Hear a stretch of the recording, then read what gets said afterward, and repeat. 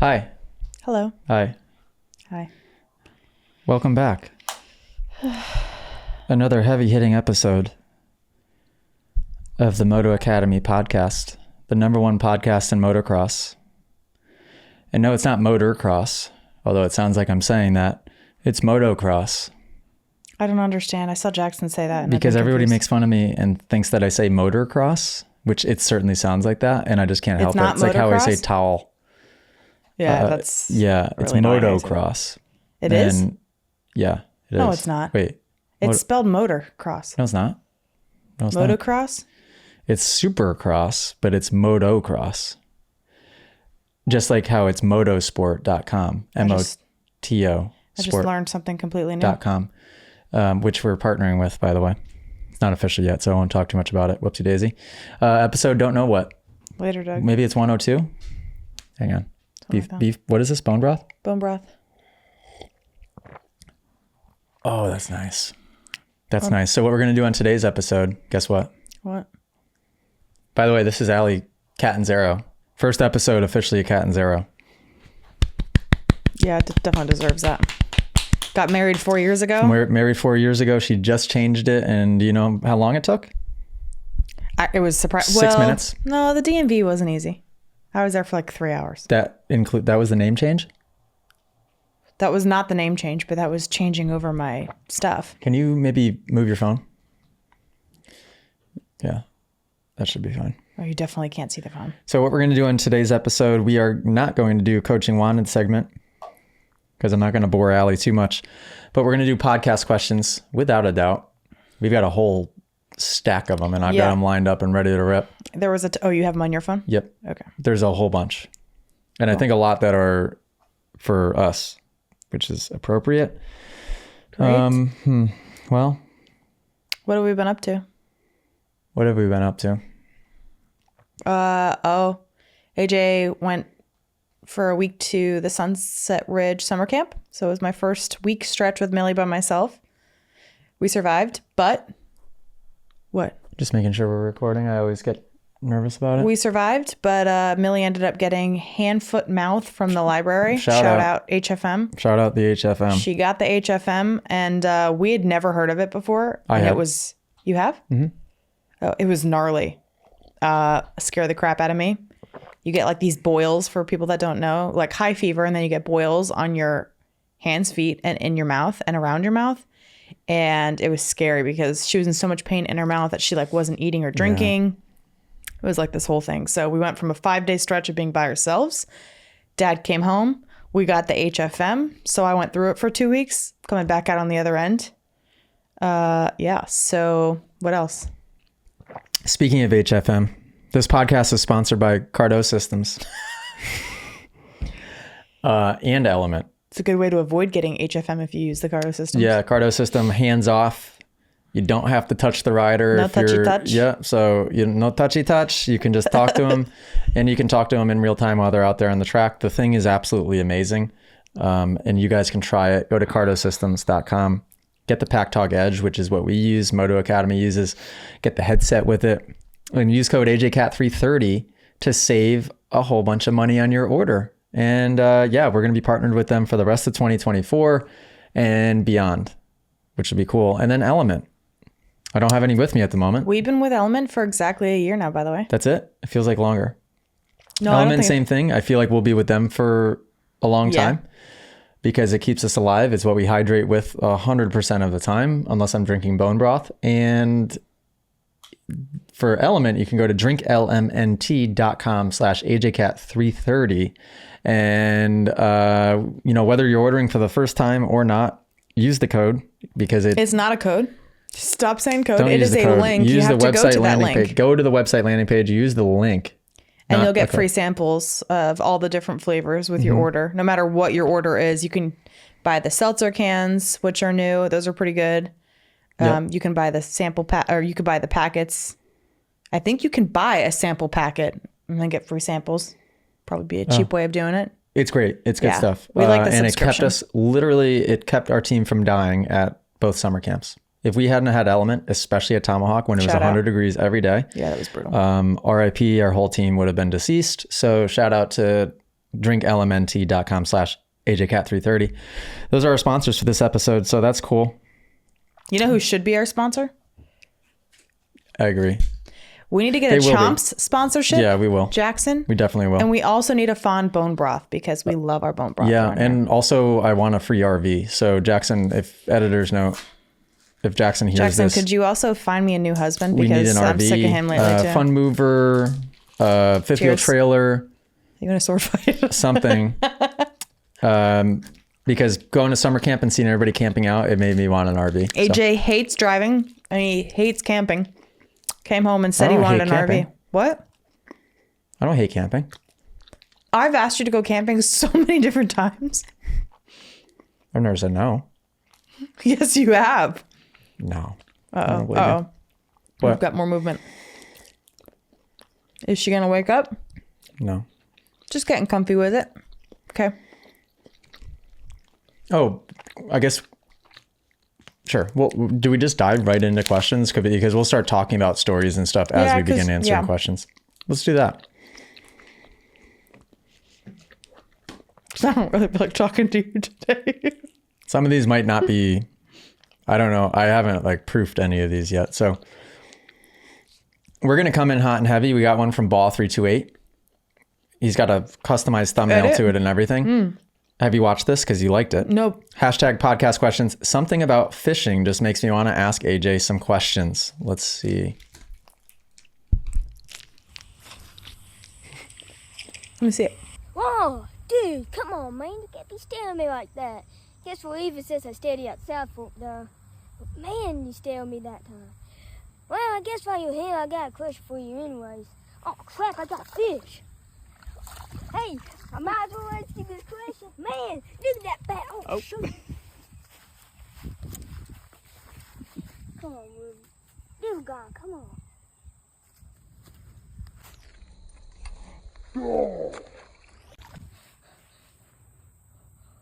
How rude was that guy?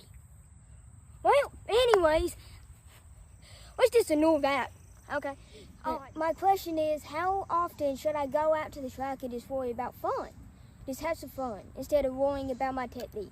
I often struggle to do this, and I just worry about my technique whenever I should be just having fun and hanging out with my bros and my dad. But, yeah, I guess I'll see you in the next one, maybe. See you. See ya. That was the most... Where's he from, Louisiana?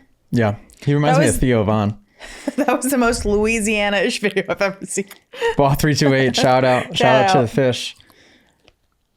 Good question. Well, I think you should always be going to the track with a goal of fun. So probably put that as number one. But it depends what your definition of fun is, I guess, depending on the day. For me, I like working on a couple of things, and it's fun for me to just notice when I'm working on the specific things, what's happening. Like experimenting along the way. So, okay, if I put pressure here or if I move here, what does this do? I think that's really fun, personally. You can tie in drills into games. So you can do small little races with caveats with your friends. So like the one-hand race, come on, that's fun. Stand-up motos, come on, your back burning, absolutely a fun time. Yeah. What would you say? I wouldn't do anything that wasn't fun, especially motocross. Or is it motocross? It's fun. It should be fun. Yeah, as soon as you're not having fun, take a step back and be like, man, what am I doing wrong here? Yeah, and also it's such an expensive sport and it's a dangerous sport. So if it's anything but fun, the risks aren't worth it to me. Yeah. Yeah. Always go with the intention of having fun. Yes. And when you're not, maybe get off, because if your emotions get a little all over the place, then you put yourself at risk of getting hurt. So have fun. Good answer. That's a funny video. Good answer. He's adorable. Cameron Bradshaw, one of the top 3 best profile pictures inside the Moto Academy. Let me see it. Oh. #podcast questions. Do factory teams get new boots for every race? So I always wondered this too before I turned pro. Okay, no.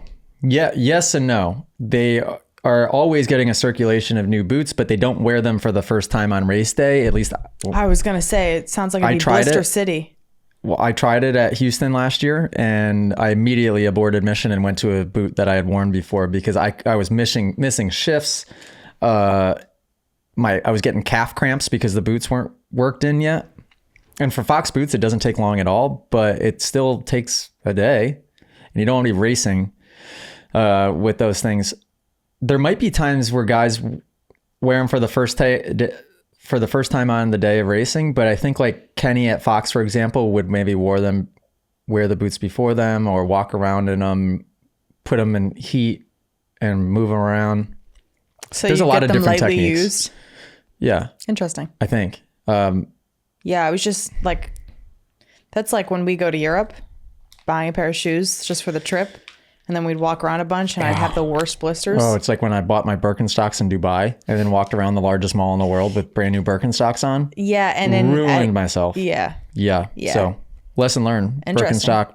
So how dirt bike boot frequently comparison. did you get new boots last year? It seems like you got them a lot. I got way too many boots the last 2 years. This year It's they good because calmed you were down giving on the them boot away, giving. and yeah. Yeah, I mean, I give all my stuff away, which is what We we love do it. here at the Moto Academy. But yeah, I got a lot of boots last year. I would say, I don't know, a new set for every month at least. 12 to 15 sets maybe. That's crazy. Still have a bunch of brand new ones in the shed, which is helpful. Oh yeah, I did see that. Yeah. Which don't break into our shed because we've got a security system now. Oh yeah, shout out. We are loaded up with cameras, alarms, motion detectors. You try and mess with us, Things in the windows. I mean, you can't. the walls. Yeah, to the walls. From the windows to the wall. Finish it. Yeah. Dr. Greg's got a question. Cool. Shout out to Dr. Greg. Shout out. Easily one of my most favorite Moto Academy members. Wow, you shouldn't say that. It's pretty wrong. Happy 100. Congrats on the podcast. Honestly, just congrats in general on the growth the last couple years, even since I've known you guys. It's been fantastic to see how much hard work pays off and what you guys have been able to accomplish. And I'm looking forward to seeing the rest of it. Quick question. What is one of your favorite ways to celebrate small wins in your life, whether they're personal or business related?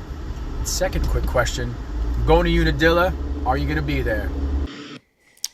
Unadilla, missed it. Whoopsie daisy. Haven't watched it on TV yet either. That was a couple weeks ago. Shout out Dr. Greg.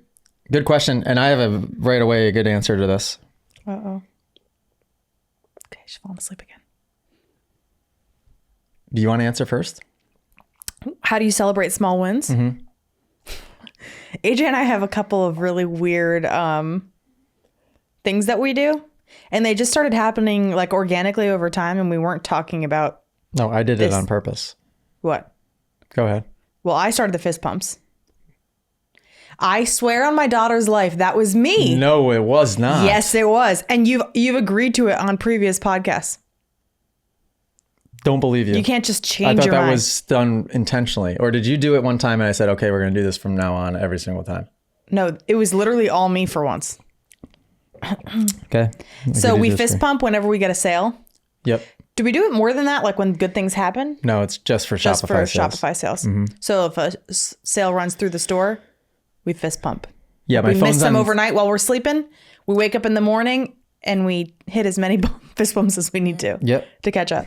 Yep. Other things that we do, we celebrate life here, and AJ will hop in the car and we'll be driving, and he'll say Happy Tuesday, everybody. He'll put all the windows down in the car and just wave and yell out Happy Tuesday.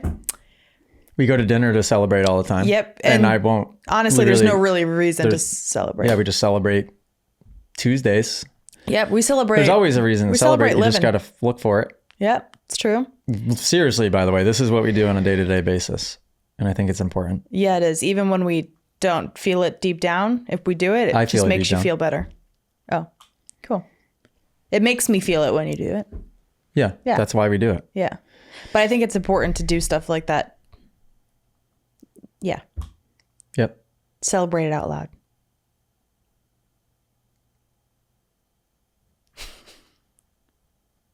Man, some of the things you can do in the app are so cool. Oh my gosh. He had a second question, I thought. If I was going to Unadilla. Oh. Cam Juarez, shout out. We had him film some drills for the app, which will be, I think, dropped in there very shortly. So cool that you can post a thing with a background of a photo, which he took, by the way. Nice technique on my end in this photo, using the rear brake, keeping my knees back, hips in a good position, chin over crossbar pad. I mean, nicely done, Albert. Question for AJ. On a recent pod, you mentioned you're eyeing up a 2025 Honda. What puts the CRF at the top over the other brands? Mostly wondering because I feel like I've seen you guys hop on KTMs the most at class, but that could just be a coincidence with the classes that I've seen. And I am on a KTM in this photo. So I'll start with the second question first. I typically don't actually get on the KTMs at class because they stall easily, especially the new ones. So last thing I need is trying to get on a bike at class and just stalling in front of everybody. So usually I actually won't take a KTM. A 2-stroke I will, which was a 2-stroke in, is it? No, that's a 4-stroke. 2-stroke, maybe I'll take more frequently because it's less likely to stall, but the 4-stroke KTMs just stall all the time. What's up with that, guys? Help. I don't know what to do. Honda. I just think that the Hondas have the best rider triangle. It's the easiest to get into good technique on the Honda. It's really easy to get into good technique on a Stark as well, which is quite nice. But of all the other brands, I just feel like it's easiest to get into your rider triangle. And I'm excited to try the 2025 because the only negative to the Honda was that it was really rigid feeling. Now mine wasn't, we got it set up quite nice, but it felt really rigid. And I think they made some changes to the frame that are going to make it feel less rigid. It's so funny. I guess it's like a car, right? You have people that like really, really love the brands that they love and they stick with it. Oh yeah. And especially opinions are in kind of all over motocross. the place. And especially in motocross. That happens. But I've called it motocross forever. I'm open. I'll ride any color bike. I love them all, but if I had to go spend my money on one, it would be a Honda at the moment. Honda over Stark? Are you just Yes. talking about gas powered? I was just, yeah. The Stark is awesome, but I have the Starks as a supplement to, well, I say that, but now I only have Starks. I have 3 Starks and I don't have gas bikes right now, but I'll Where's buy the a third 25 Honda. Driver Jamie's got it, I think. Oh no, just kidding. I have 2 KDX 200s. Always forget about those bad boys. So don't worry. 1993, year I was born. Shout out. KTM 200s. Got 2 of them. That's wild. Brian Latimer. Shout out the Latimer family. I hope I say their last name right. AJ, can you tell me what you see here? This is what I see. He kept his eyes and head forward and let the bike figure it out. Also 4 splashes of Help Me Jesus and a lot of grace implemented. Let's see, is this a video, crash video maybe? Moto, shout out Moto. Don't tell me he saves this. Who is it? Wow, he did. Wow, that was an incredible save. How do I play that again? Scroll. Who is it? No idea. It looks like a Super Mini maybe, or is that a 125? I can't tell.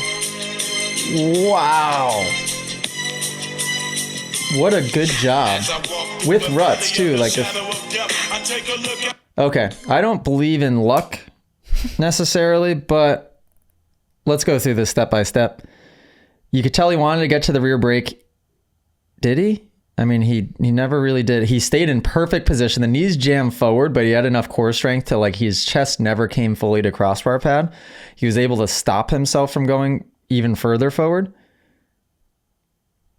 Still continuing to look ahead and figure out where he thought he was going to go. And the biggest thing here, I think, is just sticking with it. A lot of people, if they were going to start to endo like that, they'd abort mission on trying to save it before it was even at the point where they were going to crash. This one, it's like, okay, I might have even jumped off here. And he just rides it, and it somehow comes back. He got very lucky that his front end jumped out of the rut when it did. Oh my God. Wow. Great video. Great save. And I honestly don't have a great answer for you on what saved that, because that definitely should have been a crash. Impressive. Thanks for sending that in, Brian. We got a question from King Friday. Podcast questions. Did my first race last week and listening to you and Rob Fowler talk about meditating this one. right now triggered a memory of meditating on the gate instinctively. My mind started racing while lining up. I caught it and did a quick meditation. Is this a good idea? I see a lot of riders doing the opposite, pumping themselves up, parentheses, i.e. sexton. I mean, I think a lot of them do. I've seen Jet do it also. Yep. Jet and sexton do the same, basically the same thing. It's slightly different, but it's almost the same Interesting. thing. Roxon does something similar too. I think Roxon hits his helmet. Why is that? I don't think they're pumping themselves up. I think that's a meditation induction trigger. Like any... Did you ever ask him about that? No, but I should. That would be my guess though. I don't think they're trying to pump themselves up because they do the same exact thing to a T every single time. So what that would be if Tourette's? you went to a Tourette's. That's Tourette's. So shout out Roxon, Sexton, Jet, Kyle Chisholm, Vince Freezy might actually have Tourette's. I mean, a lot of these guys have routines that they go through, but I think it's a routine to then get you into a certain zone and a certain headspace. So it's to act as a trigger, which technically that's a meditation trigger. Interesting. You right? think that's what they're doing? Maybe unconsciously, but they've created a routine that they do to get them into the zone. So that's a meditation trigger. It would bring them down into a certain state You've of mind. never been able to do that, right? Because No, I never had a process and I never did anything the same. So I would line up just feeling like I was going to poopy my pants and hope for the best. Where those guys, I think you too, think they feel like they are going to poopy their pants? yeah, until they do their thing and then they're probably good. And they always do it at the same time. So they do it when they're lined up, once the goggles go on. And yeah, so it's a step-by-step process and it's a trigger. That would be my guess. And I think that it is a good idea because it's much better to be able to catch yourself going through a bunch of thought processes that aren't serving you to then quickly catch it, do a quick breathing exercise, AKA meditation, and then you're probably good. And then you might fall back into negative thinking again. You might have to do another breathing exercise. You'll get better and better at it as you practice it. But 100%. Yeah, your brain controls your body. So if you're thinking bad thoughts, Your body's going to work get its weak. way down to your arms, your legs, your feet, and they won't react Yeah, and then accordingly you're to going to feel like you got to go poopy. Yeah, maybe Or wear a throw diaper. up. Yeah, Yeah. Wear a diaper at first until you learn it. a maxi Get a pad. diaper on. Good question. Great question. We're just ripping through these. That's cool that he was able to do that in the past without realizing it.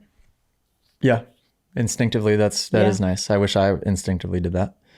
I'd say the one thing instinctively that I did on the line is that I would, the nerves would get so bad, I would always think to myself, oh, if this race goes as horrible as it could, I still, have a life at home that I look forward to getting back to. That's what I would think. Which at the time I didn't really have a life at home. I was living in an RV. Yeah, this was before me, guys.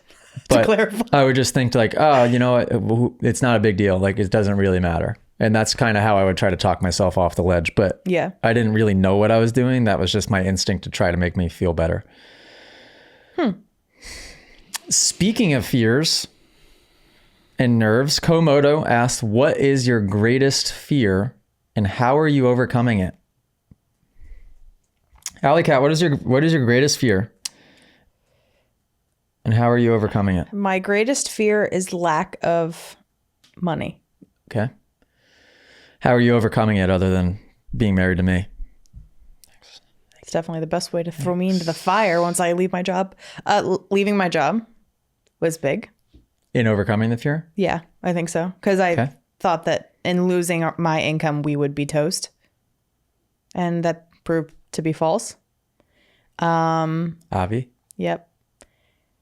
I don't know, because I still have that fear every day. You do? Oh, frequently. Only when the store, so I found there was a couple weeks ago when we had to change all the passwords to everything and the password to Shopify got changed.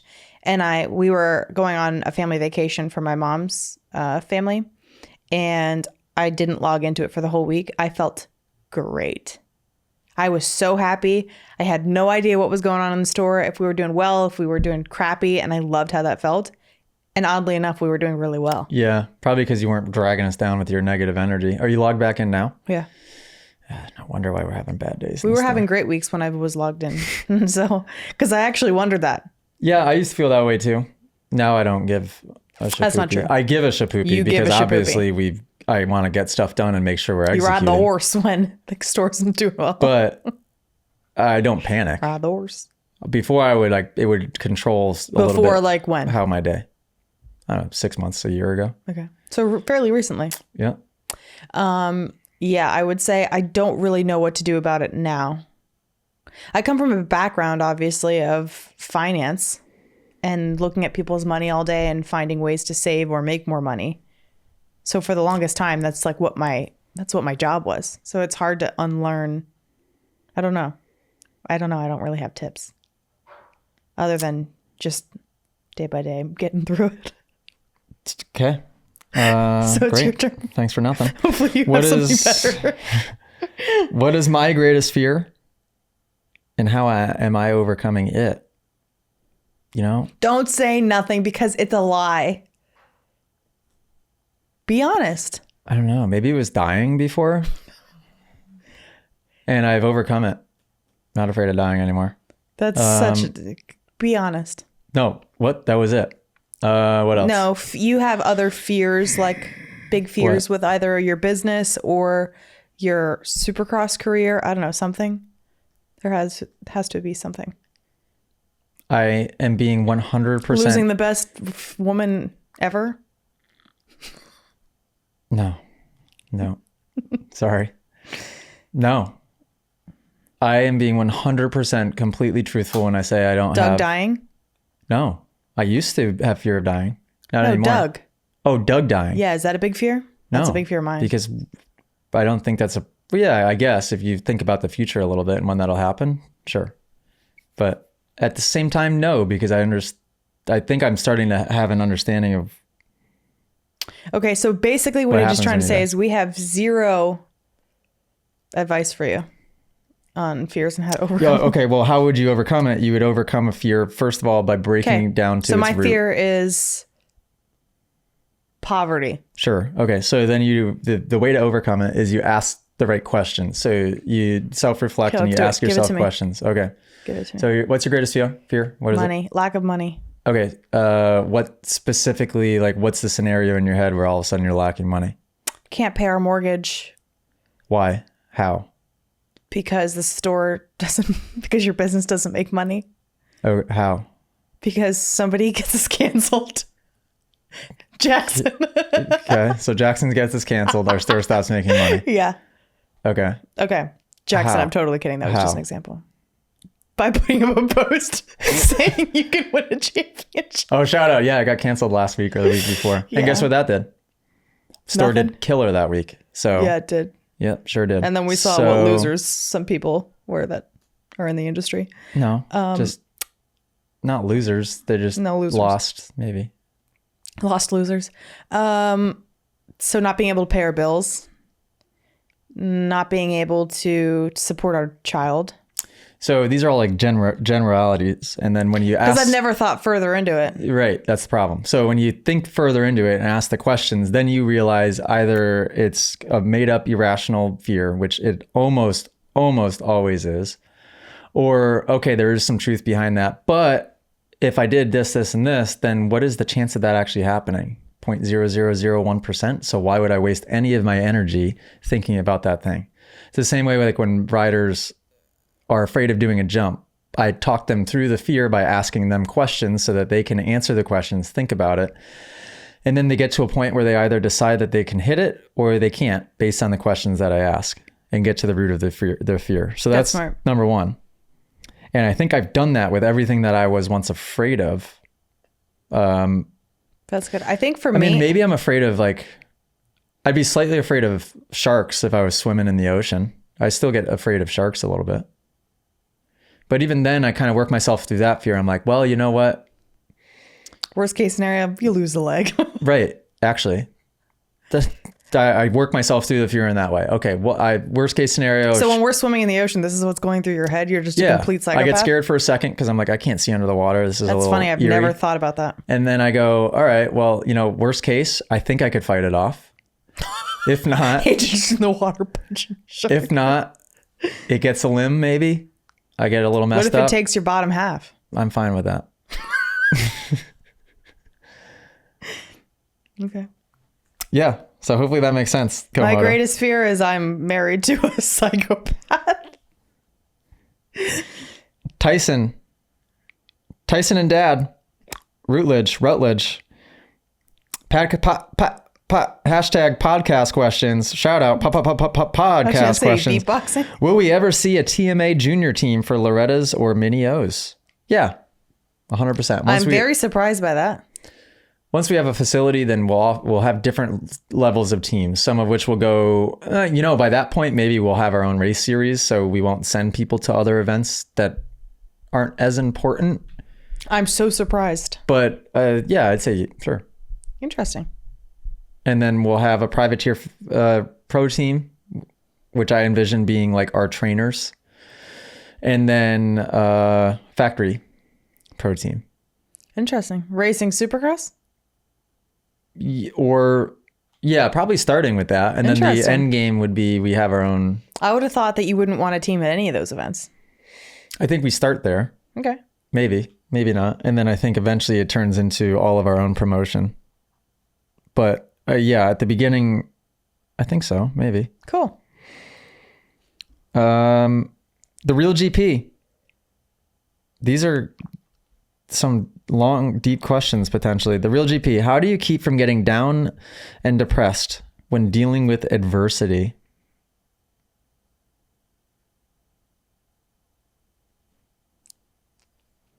Doing things that I know that make me happy. That's a Almost good one. up. Okay, that's a good one. Like I have a daily routine for the most part, and I notice I can struggle if we sway, especially if I'm in the middle of adversity. But having a good daily routine that I look forward to every day helps me get through things. I also, like, if you think about the worst thing you've been through in your life, the absolute worst thing. Sorry. She good? Yeah, she's good. I didn't mean to click that. For me, the absolute worst thing, and honestly, in hindsight, it was nothing, was what happened last summer. That was the worst thing I've experienced, other than like losing a grandparent, which is bad, but it's not something that happens frequently. I guess this wasn't either. It wasn't bad.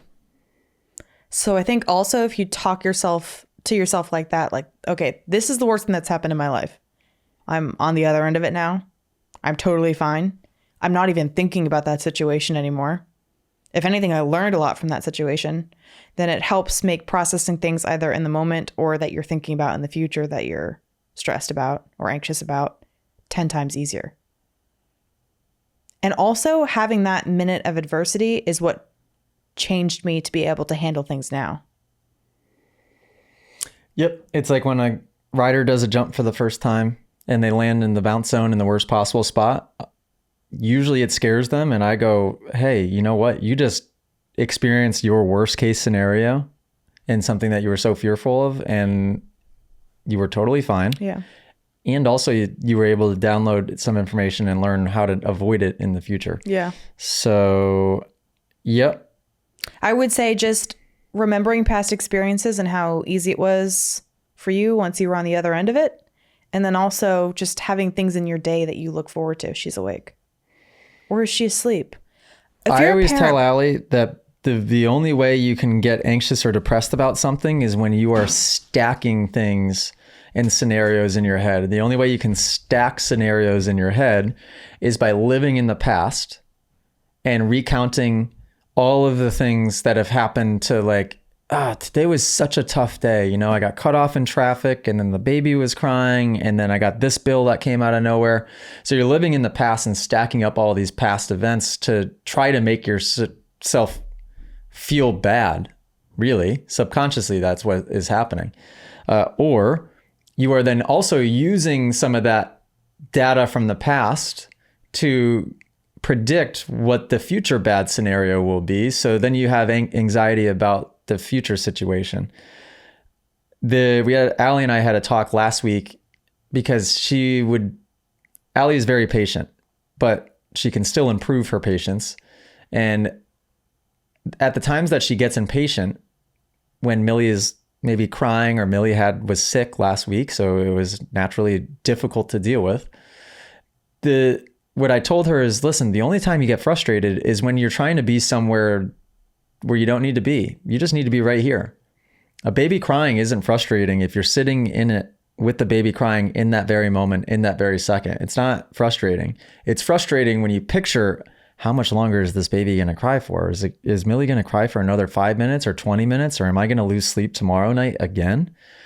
It's either when you're in the future or when you're in the past. So learning how to be present, the holy crap, guess what? Solves everything, doesn't it?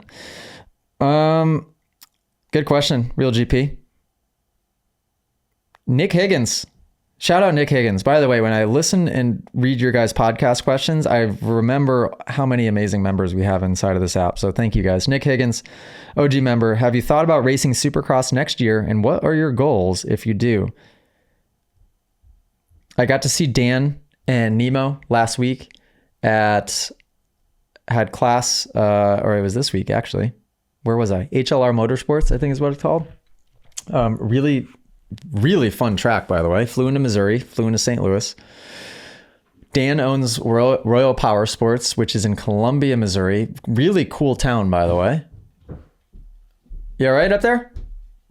And got a chance to visit a shop for the first time and had dinner with those guys. And I had a talk with Dan. I said, hey, what are your thoughts on me taking one more year off if that needs to happen?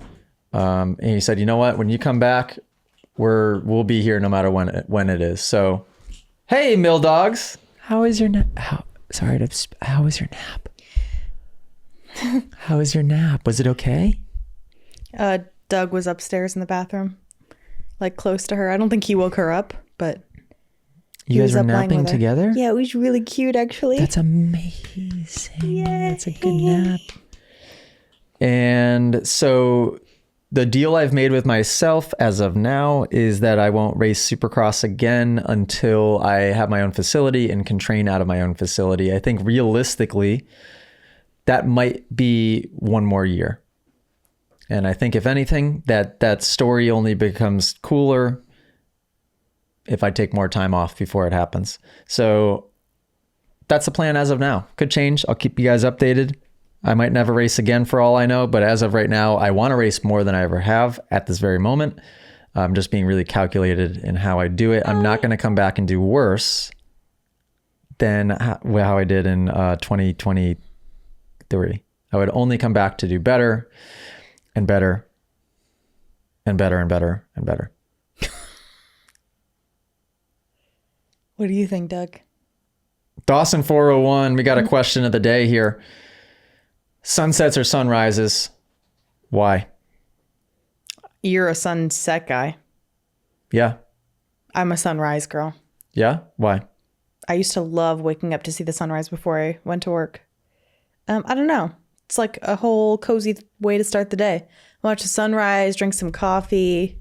Yeah, agreed. Sit in silence before a lot of the world's awake. I actually think you would benefit from doing that. Yep. You just won't. No, I will. I did it on vacation a couple times. Yeah, and you loved it, didn't you? Yep. The only negative to the sunrise is I'm a little bit against waking up when it's still dark out. But I guess if you wake up right as the sun is rising, then you're okay.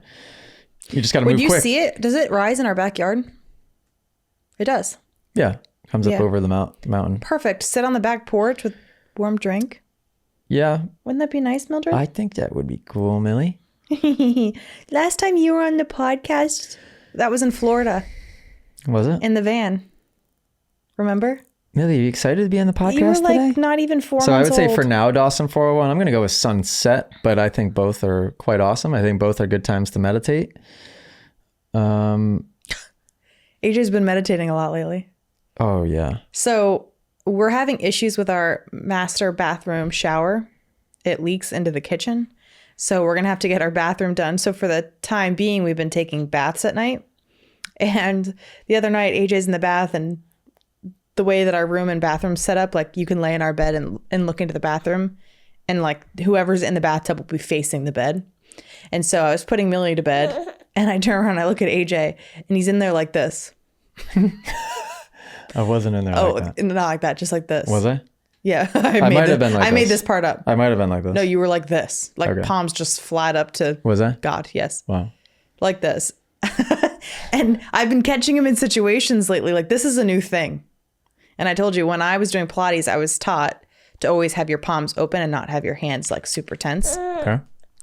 But AJ's just been doing it in like the weirdest spots lately. The bathtub isn't a weird spot to meditate. What was the most recent one? We were sitting out in public somewhere and you were just like this. Like this. Was it that noticeable? It was, the way you did it was very noticeable. This doesn't seem that weird, but it was noticeable. I was so confused because I didn't know that you were like actively doing this out in public. Also, I think I was talking to you and you were clearly ignoring me. Oh, I was elsewhere. Guys, the time traveling is getting very bad. No. It is. Jackson Eckstein or Eckstein, not sure which one it is. He is an Moto Academy employee, so I should know how to say his last name. Hashtag podcast questions. Has AJ seen the new airbag chest protector from A-Stars? No. Thoughts on this becoming mandatory in the sport? I can see it being enforced at the pro level down the line. Think of a crash like Fortner's or Webb landing on the concrete beside the track. Cool. Good point. And no, I haven't seen it, but that sounds nice, especially coming from somebody like me that doesn't wear a chest protector.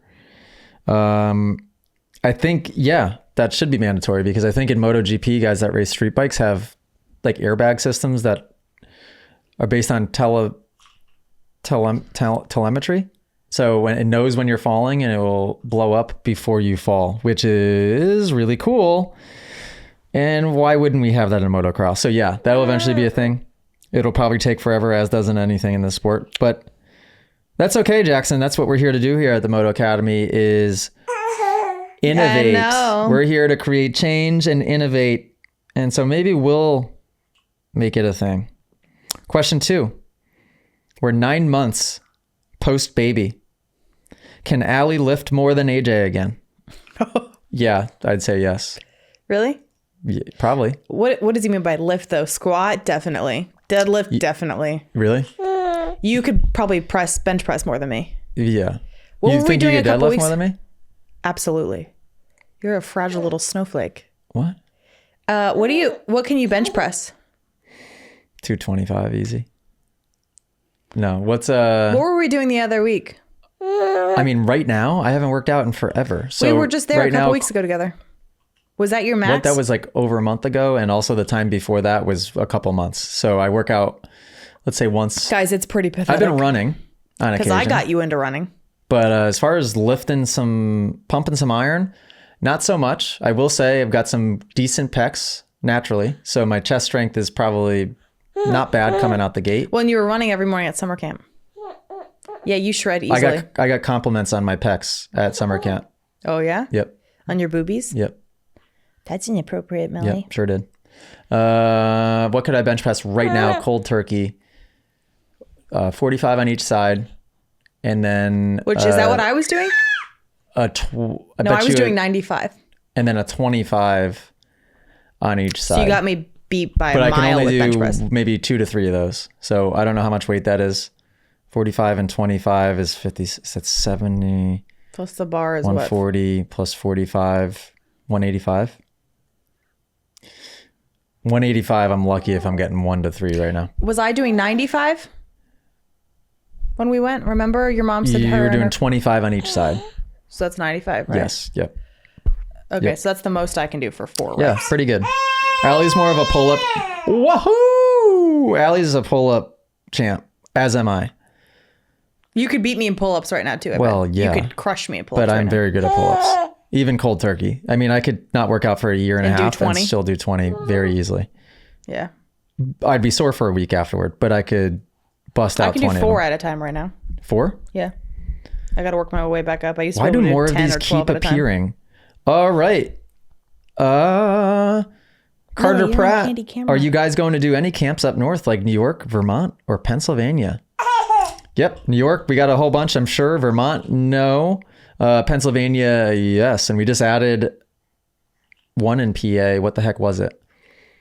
something grounds, proving grounds. Proving grounds? Yeah. Something proving grounds. Yeah. Breezewood proving grounds. Yeah. I just Looks made that. cool. Matter of fact, top secret, shouldn't tell anybody this, but if we like it, we're using this camp as a test run to see if we want to book a summer camp at Breezewood because it's on my radar as a summer camp location. Should I bring Millie upstairs? No. Okay. Good job. Excellent job. Look at those flexed feet. We got a question from Dave Drake. Sir Dave Drakes. Hashtag podcast questions, Millie. What do you both feel have changed since Millie came along? Do you think it's an advantage to goals on and off the track to have a baby?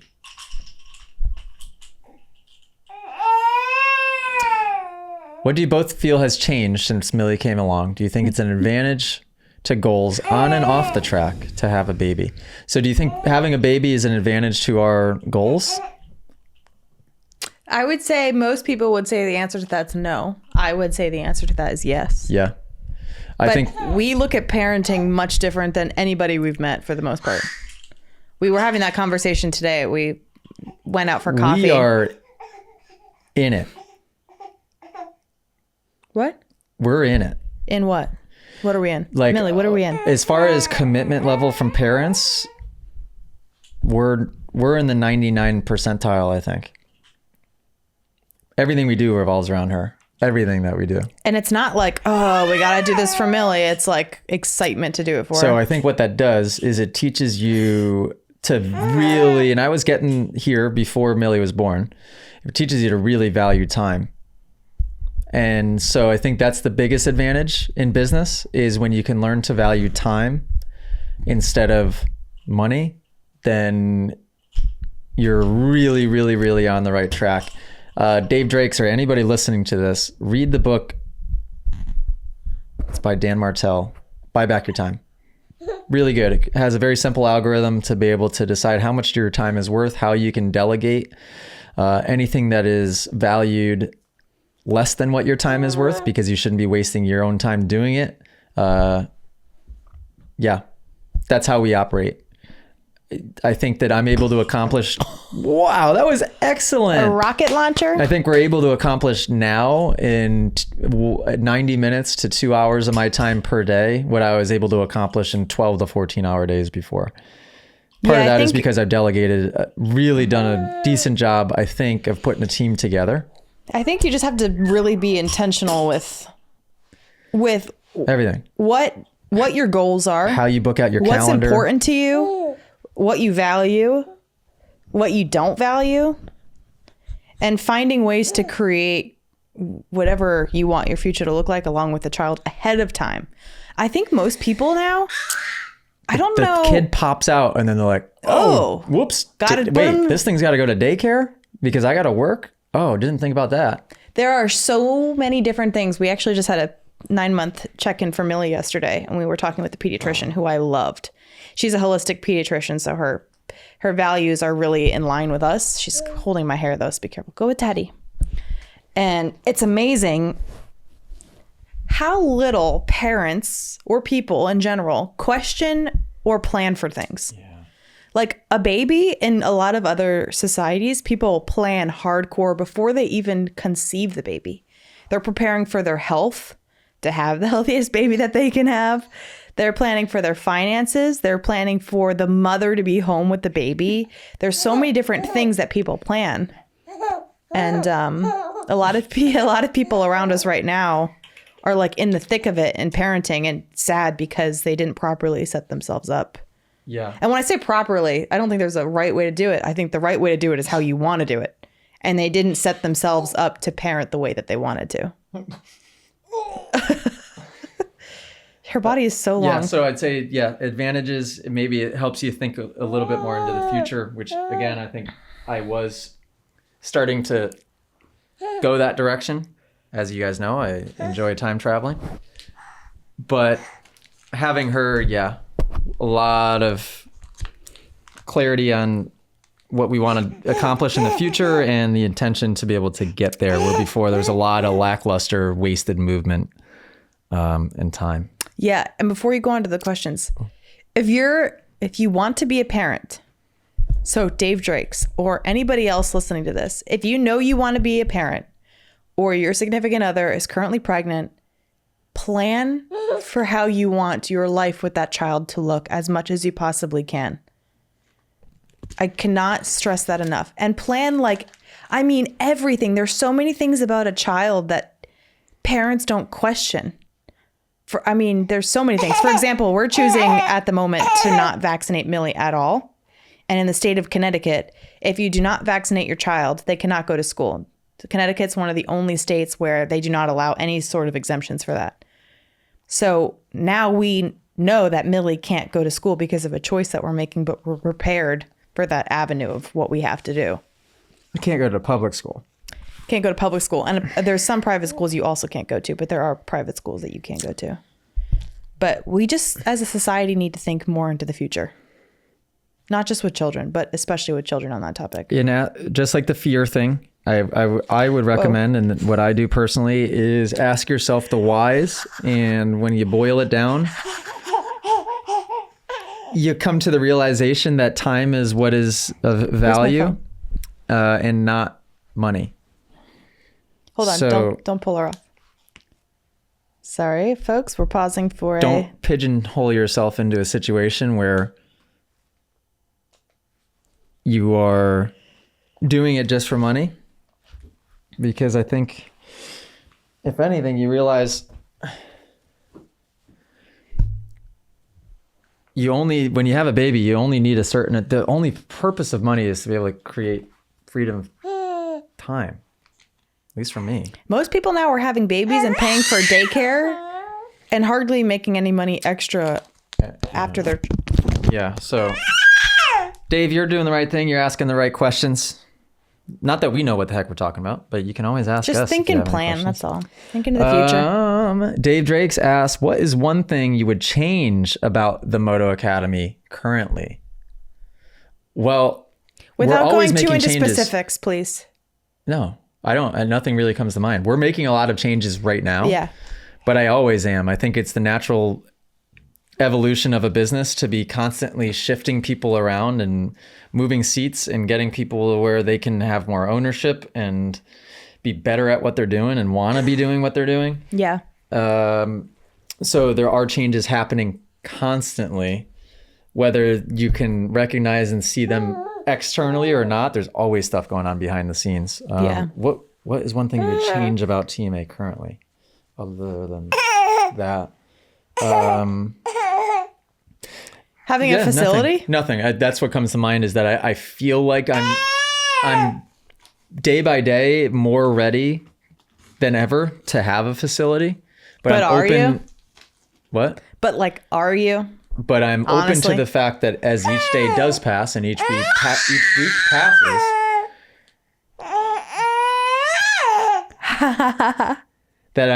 that we're only in a better position as time goes on. So it's made me go from the mindset of I need a facility now to, you know what? In fact, a mantra that I repeat to myself when I meditate sometimes is that I'm grateful that the Moto Academy property and facility has come at the perfect time. Has come? Yep. Or will come? Has. A meditation or a prayer can't be done in the future tense. It has to be done in present Millie's tense. Going to pick her own now. So, gosh darn it, Millie. Sending messages on here. Guys, we got the whole family in here, by the way. So it will happen at the exact perfect time, and that's not up to me to decide completely. And then third question, Breitling or Rolex? Which one am I getting for my birthday? I would choose Breitling, personally. I think I like the fact that they're kind of like pilots wear them. I think that's cool. I don't find anything cool about Rolex. Can I weigh in on this? Yeah, what? Watches. Yeah, material items. Yeah. Who the heck cares? But you could argue that a watch can be an investment of some sort if you're into that type of thing. I mean, sure. Of all things material, yeah, I'm not into that stuff either, to be honest. Shall I take the Mildredson upstairs so you can finish? There's so many more. I mean, we're at 55 minutes. Let's go for 10, 15 more. You think she's going to let you? Not 10 or 15 more questions, 10 or 15 more minutes. You want to trade back? You want to do tradesies? Real GP has another question. It's a video question. Oh my gosh, check this out. Okay, go ahead. All right, here we go. This is actually a podcast question for AJ and Alley Cat. Okay, this should be a good one. Good morning, AJ and Allie. I've got another podcast question for you. Since you both seem like you're highly productive people, what are your go-to methods for achieving maximum productivity when you're working? I've seen some people online recommend doing like a 25 minutes working with 5-minute breaks every 25 minutes, or 90 minutes of deep work focus and then short breaks. What works for you guys? Thanks. Millie, what works for you? How are you productive? Real good question, the Real GP.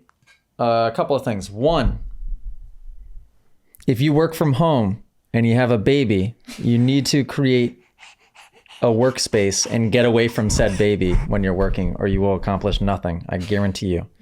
So Speaking from personal experience. So what I've been doing is there's a desk at our house, that I badly want, but we've stopped from doing it because I just feel like I won't sit at a desk anyways. So what I do is I go into our sunroom and get cozy, and close usually the door. get cuddled up under a blanket. My Barefoot Dreams cheetah blanket. Barefoot Dreams cheetah blanket, to be specific. And I work normally in there for, I'd say 90 minutes to 2 hours is probably my average.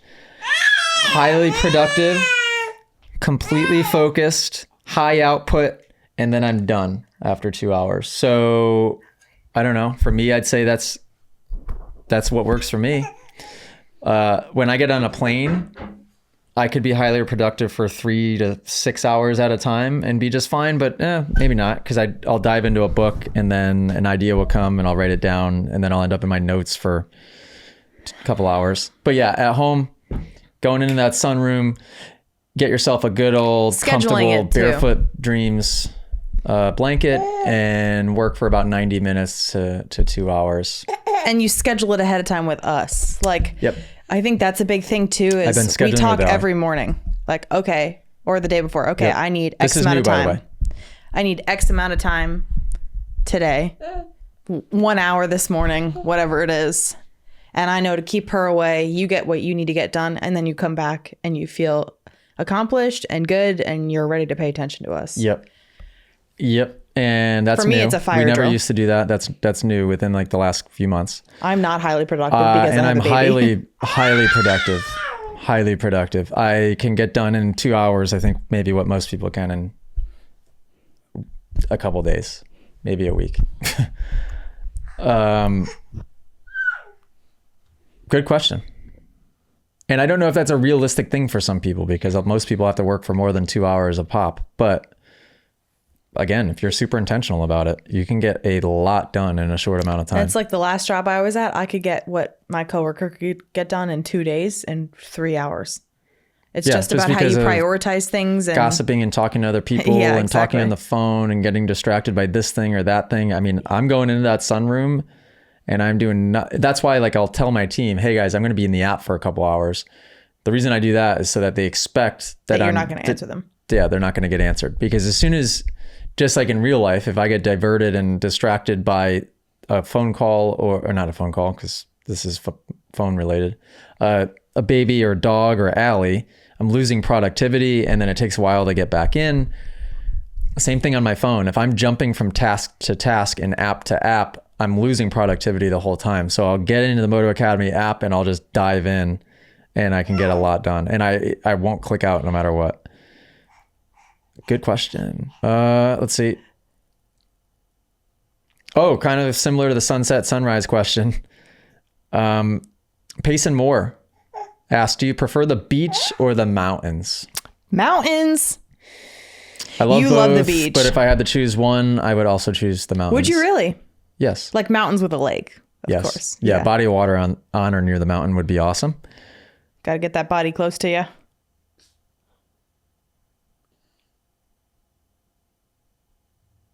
So many podcast questions. Speaking of mountains, we're going to Switzerland next week. Oh yeah. By the time this podcast comes out, we'll be Oh, in your girl is Switzerland. pumped. Oh, guten Morgen. Millie, we're going to Switzerland. Guten Morgen. And apparently Germany. Nein. Scheiße. Yep, we're going to Europe for the Dorno class in Italy. It's outside of Milan. And so we're going to fly in Wednesday. You got class on Friday.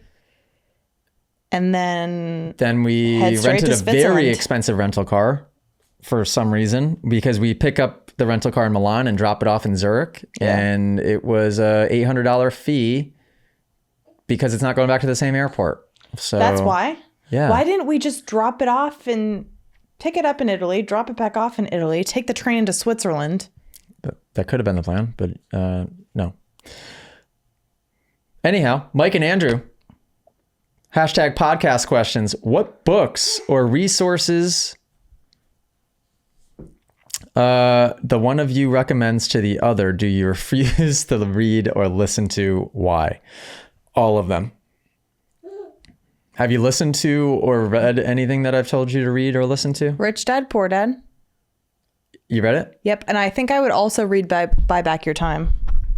Okay. I have an interest in that. Anything else? When you send me videos, I do my best to listen to them with a child. But obviously that doesn't happen a lot. I'm open to a lot of things. More now. I hate when you read to me. I do not want you to read to me ever. That's a Okay. good question though. And then Allie, to me, You never. I refuse. Why is that? I don't know. I don't totally refuse. Well, I usually just And the worst look part at what is, you send me, and then usually I'm like, no. And the worst part is, I will send things to AJ, or I'll tell him things that I'm learning, Yeah. and then you'll like, what was the most recent one? You sent it to me, and I'm like, AJ, I've been telling you this forever. Oh, well, so a lot of like the high level yogis or like Paul Chek, who I was listening to a podcast the other day, and the Know Thyself podcast, which I really love listening to. They were talking about all things consciousness, and it's like the highest level that you can kind of get to as a human being. And when you get to there, it's like they think so holistically that it's a lot of it does revert back to nutrition and working out in ways that you've told me and eating in ways that you've told me. But the mind is still, in my opinion, the most important part. Yes, but And I think that the focus there will then bring the focus elsewhere when you need it. But yeah. So you, what? I think the conscious creating. So you agree with what I said, or you don't? Yeah. Okay. You're just doing it. You were like body over mind type of thing. Like when people would ask you, what do I have to do to make myself feel better? Your answer always was and is go to the gym, try to work out. Yes, Where mine is absolutely. always try to create more knowledge and expand your mind a little bit. Both are great. I think it's different strokes for different folks. But I think speaking Never of use stroking, that again, please. I'm gonna take her upstairs now. Are you? Yeah. Well, hold on a second, because we got a question for AJ and Allie from Jordan McGuire. Hashtag podcast questions. What is your favorite restaurant that you've been to in the United States? What, Doug? Why would that have been a cue for you, Doug? Eating? We're talking about food and you jump up, ready at attention. Favorite restaurant in the United States? What's a lot of the restaurants we love have been out of the United States. Yeah, well, that was the next question. And overseas. Well, let's start with the overseas one. Do you have a favorite restaurant?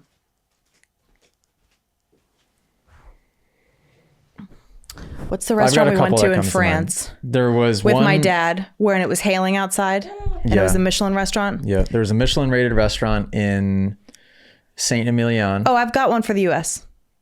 The Point. Oh, yeah. Okay, so there's a Relay and Chateau. Shout out Tony. Shout out Tony Skis. There's a Relay and Chateau called The Point in Saranac Lake, New York.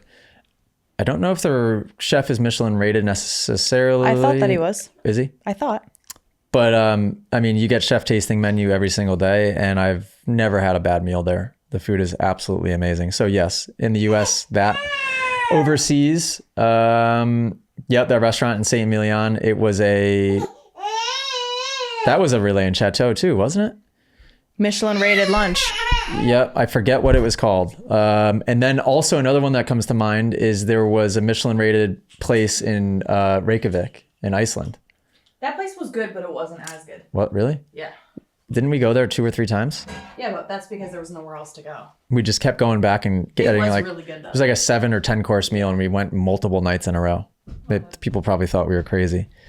We like eating that way. So when you guys travel, there's 2 ways that you can do it. You can look up Relais and Chateau for staying in hotels, really like the highest end of hotels and bed and breakfast that you can stay in. And then if you want to eat and you want to be guaranteed an amazing meal, then just look up Michelin rated restaurants, and I'm pretty sure there's like a website landing page.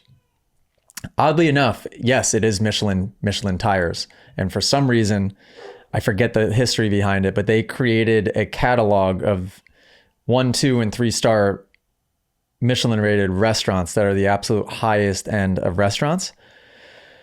And that's how we eat when we're overseas. And what's quite nice is that it's, relatively speaking, not that expensive. You could go get the best meal, depending on which country you're in. But let's say in Italy, you can go Michelin rated restaurant, get the best meal ever, 5 course, 7 course, 10 course type of situation. Does 10 course even exist, or am I just making that up? I feel like 7 is what we normally have. And for 2 people, with wine pairings, which with each of the courses, you could be maybe at like $200 or $250 US all in. Where in the US, you go and get like a halfway crappy steak, and for 2 people, and you're over $200 right there. So it's worth doing. Allie Crivello, shout out to Allie and her family. They were at Sunset Ridge summer camp, and we had the most fun week ever. And her dad, Chad, decided to try a triple step up, the Holy Pistoli, out of nowhere. Turned around, I saw the whole crash really hard, and hurt himself. Definitely decent. They are now home. He's all good. He was in the hospital for a couple days.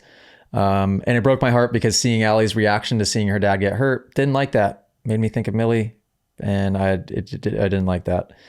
But how do you identify if a jump is safe or unsafe? That jump was a perfect example of one that was not safe at the time. It was a step up.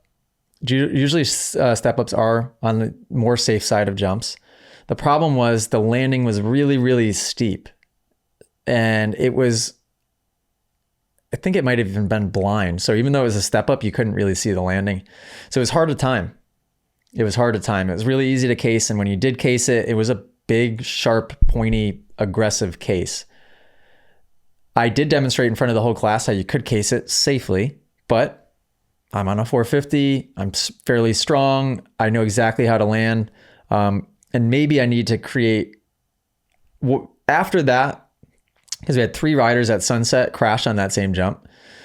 After that, it made me think that when I demonstrate something, I should give an additional, even if I got to really, really put a little asterisk there and be like, okay, guys, if you're on a KX85, your bike might not handle this landing the way that my bike and my body are. Even if you're 5'7" instead of 5'11", you might not have as much of your body's suspension stroke to be able to absorb this jump the way that I can when I case a big thing and show you how easy it can be. And this jump just wasn't forgiving enough. And her dad, so 3 people cased it throughout the week and crashed. One of the cases was on a KX85, and Wyatt cased it front end first, which was perfect, but he was sideways. So that caused the crash. Crash number 2. Shout out number 151 on a Yamaha.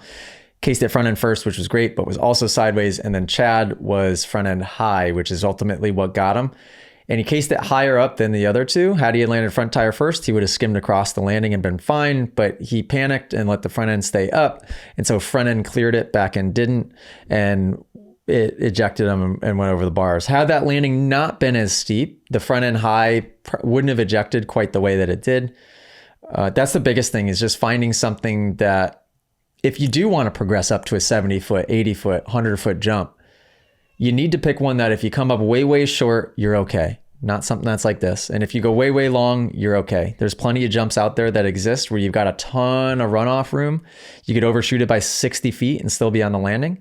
And jumps that have a ton of runoff, ton of leeway going the other way. If you come up short, you could case it by 40 feet and be so miscalculated and still be okay. That is the biggest thing. You can't try to progress to that jump that will bite you if you come up 5 feet short, because it will bite you and you will get yourself hurt, and getting hurt sucks. It sucks because then you come back to riding and you're nervous about the jumps all over again. It was a really good learning lesson for her dad, I think, but we could have avoided that hospital trip. And we will avoid that hospital trip in the future. Podcast question from, okay. So Coach Grant posted, never mind, that would be irrelevant.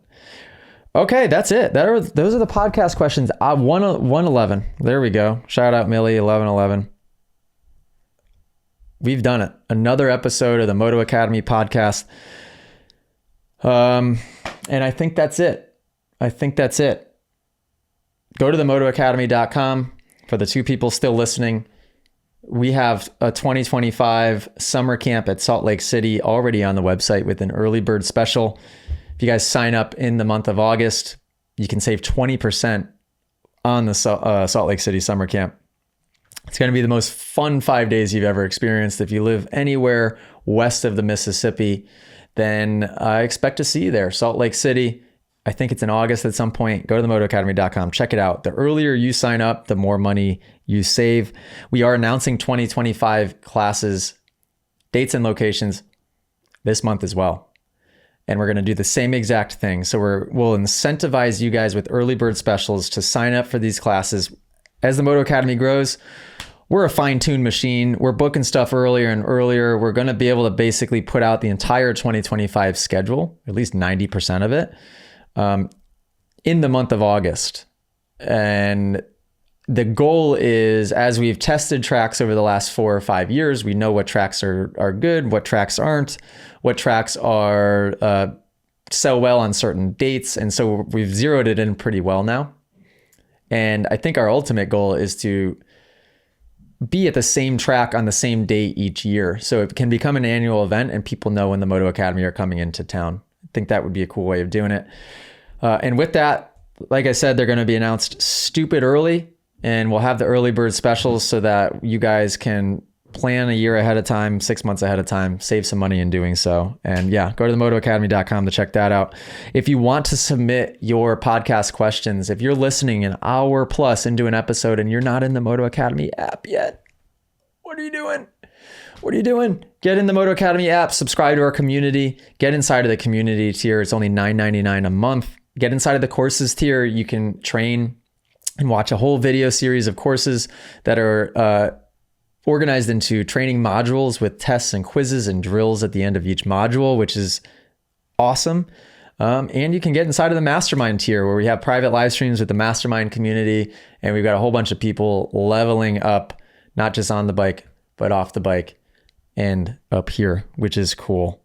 Yeah, other than that, we're hiring a new employee next week. Shout out Ethan. Happened quickly. I met Ethan less than 2 weeks ago. This is the quickest I've ever met and hired somebody. But I guess when you know, you know. And it appears as though Ethan is going to be our new main videographer. And Coach Grant is officially making the transition to Coach Grant. He's been training for the last few months. He did 2 summer camps. He's done a bunch of classes with us. And of course, he's learning at every single one. He's only going to be getting better every day, but he's ready. He's ready. And so with that, he's going to be switching to the coaching role. Jackson is going to be switching to more of an agent role and a relationship management role within the Moto Academy, where Jackson will be dealing with all of our partnerships and sponsorships and rider and athlete agreements, because Moto Academy is going to start sponsoring athletes beginning this weekend at Ironman MX. We're sponsoring Jeff Walker for the weekend. Shout out Jeff Walker. How cool is that? And we're going to be doing affiliate and ambassador programs, scholarship programs. We have dealership network programs that Jackson will be heading up.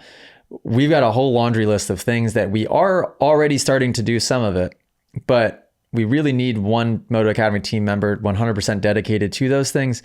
Jackson will be doing that. And then, yeah, Ethan is going to be coming in hot and heavy. So crazy, actually, because it's going to be a huge level up.